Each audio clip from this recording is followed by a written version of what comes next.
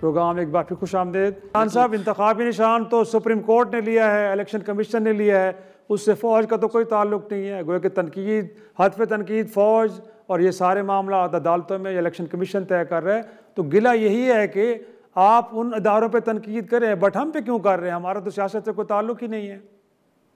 या तो आप पाकिस्तान में नहीं रहते या आप पाकिस्तानी सियासत को फॉलो नहीं करते या आप अनजान बन रहे हैं। जस्टिस फाइज ईसा किसके कहने पे ये सारे काम किए थे वो आपकी भी पता है। और आपने अभी हालिया देखा होगा कि 26वीं और 27वीं तरमीम जिस तरह किए गए हैं, इनकी तो इख्तियार में कुछ है नहीं। इनके पास तो बना बनाया ड्राफ्ट आ जाता है। 17 सीटों की पार्टी को हुकूमत पे बटाना, एज ए उनका प्राइम मिनिस्टर बनाना, फिर उनसे इस किस्म की तरमीम कराना, तो ये सब आपके सामने है। ये किस तरह होते हैं, कौन कराता है, ये सब आपको पता है और बड़ी अच्छी तरह पता है। इनके इख्तियार में कुछ भी नहीं है, ना हुकूमत के इख्तियार में कुछ है, ना पाकिस्तान पीपल्स पार्टी के इख्तियार में कुछ है।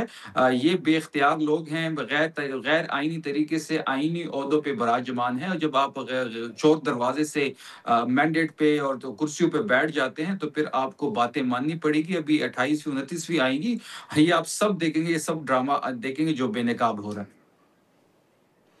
लेकिन अभी हमारे साथ क्योंकि खेल दास कोस्तानी साहब भी मौजूद है, वफाकी वज़ीर हैं, उन्होंने गुफ्तगू के इब्तिदा में कहा है कि अगर तहरीक इंसाफ की दीगर क़यादत अपने बानी के बयानी से डिस्टेंस नहीं करेगी, उससे दूर नहीं होगी, तो फिर कानून हरकत में आएगा। जो कुछ कल DGSPR की प्रेस कॉन्फ्रेंस में चार्जशीट उन्होंने कहा है कि सुनवाई गई है, वो बड़ी फैक्ट बेस है।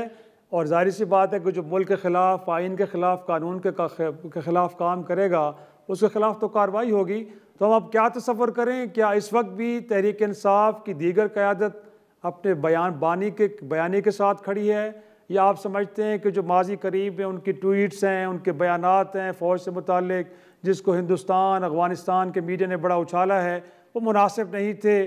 कम अज़ कम उनकी कंडेमनेशन होनी चाहिए ताकि एक तासुर जाए कि पूरी की पूरी पार्टी इस तरह नहीं सोचती, वो कि इंडिविजुअल की सोच थी। और दीगर जमात पाकिस्तान के साथ खड़ी है, वो अंगेज करना चाहती है, वो गुफ्तगू पे बिलीव करती है। क्या कहेंगे सर? देखिए, जहाँ तक इमरान खान साहब की बात है तो तहरीक इंसाफ इमरान खान है और इमरान खान ही तहरीक इंसाफ है। जितने हम MPs हैं, MNAs हैं, सेनेटर्स हैं, सब इमरान खान की मरहून मिन्नत है। उनसे डिस्टेंस करना या उनको जो माइनस करने की बात हो रही है, ये सवाल ही पैदा नहीं होता कि इमरान खान साहब पाकिस्तानी सियासत से माइनस हो। इमरान खान साहब दिन ब दिन मल्टीप्लाई हो रहे हैं, दिन ब दिन उनकी ताकत बढ़ रही है, दिन ब दिन वो मकबूल से मकबूल तरीन होते जा रहे हैं। तो एक ऐसे लीडर को जो पाकिस्तान की सबसे बड़ी पोलिटिकल पार्टी के लीडर हो, जो सबसे ज्यादा मकबूल तरीन लीडर हो और नेशनल लेवल पे हो, किसी कौमी या एक लसानी पार्टी के लीडर ना हो, पूरे पाकिस्तान में उसकी फॉलोइंग हो, पूरी पाकिस्तान में उसका वोट बैंक हो, पूरे पाकिस्तान से उसके पार्लियामेंटेरियन हो, पूरी पाकिस्तान में उसकी पार्टी के वजूद मौजूद हो, पूरी पाकिस्तान के किसी कोने में वो किसी कम्बे को भी खड़ा कर दे तो वो जीत जाता है। तो उस इमरान खान साहब को आप कैसे माइनस करेंगे? उस इमरान खान साहब को पाकिस्तान की सियासत से कैसे मंजरनामे से गायब करेंगे? तो ये सवाल पैदा नहीं होता। ना ही पाकिस्तान तहरीक इंसाफ का कोई शख्स इमरान खान साहब से तो डिस्टेंस इख्तियार आप सर करेगा। गद्दारी के और मुकदमात और पाबंदी के लिए तैयार हैं? फिर इसका मतलब तो यही है, कल की चार्जशीट तो यही कहती है कि गद्दारी के मुकदमात भी बनेंगे, पार्टी पर पाबंदी भी लग सकती है। देखिए, गद्दारी की और पाबंदी की बात किस कानून और आइन के तहत ही पाबंदी लगेगी पाकिस्तान तहरीक इंसाफ पे? क्या तहरीक इंसाफ ने ऐसा क्या कर दिया जिस पे ये पाबंदी की बात हो रही है? पाकिस्तान तहरीक इंसाफ को तो इन्होंने पहले से तोड़ा हुआ है। पार्टी हमारी नहीं, रजिस्टर निशान हमारे पास नहीं है।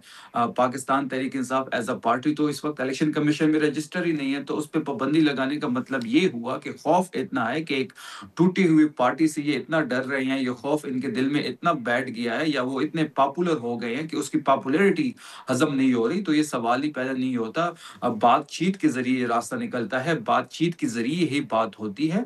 बातचीत ही के जरिए जो है वो बड़े बड़े मसले हल हो जाते हैं। हम सियासी लोग हैं, हम मुज़ाकरात पे भी यकीन रखते हैं और बातचीत पे भी यकीन रखते हैं। पाबंदियां किसी चीज़ का हल नहीं है। नाज़रीन, एक छोटी सी ब्रेक के बाद गुफ्तगू को आगे बढ़ाएंगे।